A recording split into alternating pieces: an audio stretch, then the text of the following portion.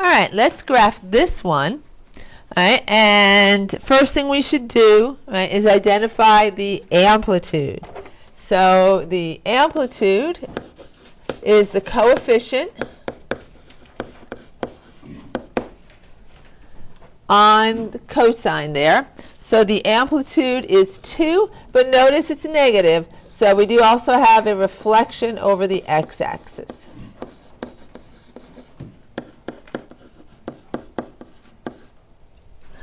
All right. Let's identify the period. All right, well, if we look, the coefficient on, here our variable is theta. The coefficient on theta is 1, right? Because there's no coefficient there. So the period is just 2 pi. No period change. We do have a phase shift. All right, so there's no b to worry about. So the phase shift is pi left. And then we also have a vertical shift, right? We have subtracting 1. So the vertical shift is 1 down. All right. So we're going to put all our values in our table, right? And then we'll graph this one, and it won't take that long at all. And then you'll do one. All right, so this is for x, and did I put just enough? I put just enough on this one. And this is for y. So x is, this is cosine, so that doesn't affect x, but it'll affect y. 0, pi halves, pi, 3 pi halves, and 2 pi. And then the y values, cosine starts at its max, so 1, 0, negative 1, 0, 1. We have the no period change. We have a phase shift, so that'll affect x. So we're just going to, since it's left, we're going to subtract pi from each of these. All right, so 0 minus pi is a negative pi. Pi halves minus pi, so that's pi halves minus 2 pi halves, right? So that would be negative pi halves. Pi minus pi is 0. And then, let's make that look a little better. 3 pi halves minus pi, that'll leave a half, so half a pi. And 2 pi minus pi is pi. Notice they increase by a half, right, because those x values increased by a half. So this will be our x values that we graph. And then we just need our y values. So first we have to multiply by the amplitude, and we're going to also take care of that reflection. So we'll multiply by negative 2.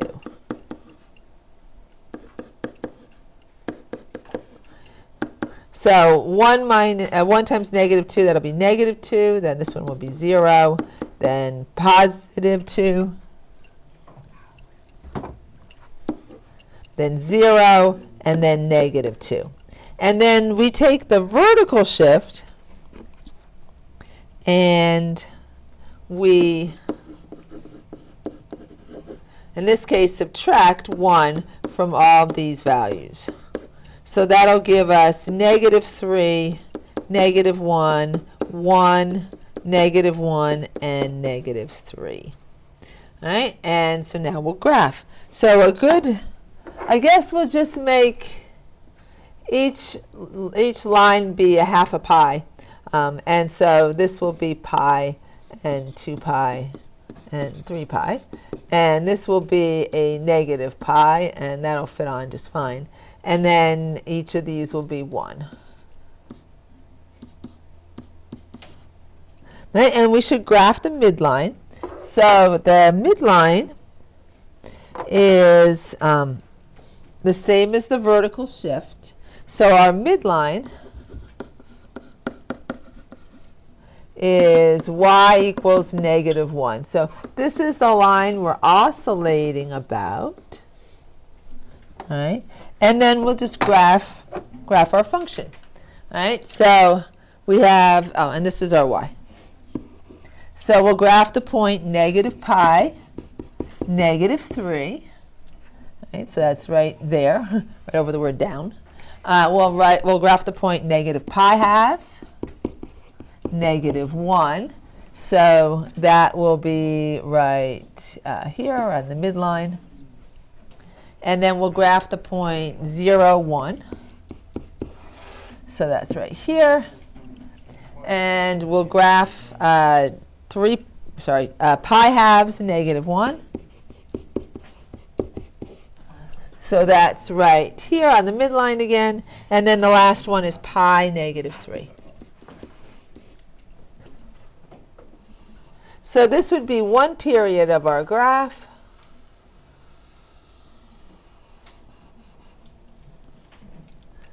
Very symmetric. And there's a second one we did that's very symmetric. If we wanted to graph another period, we would just follow the pattern, and then we could graph another period. And so that would be a second period, right? And every other period would look exactly like it. The domain is all real numbers. The range, we are sandwiched in between negative 3 and 1. And that's all there is to this one.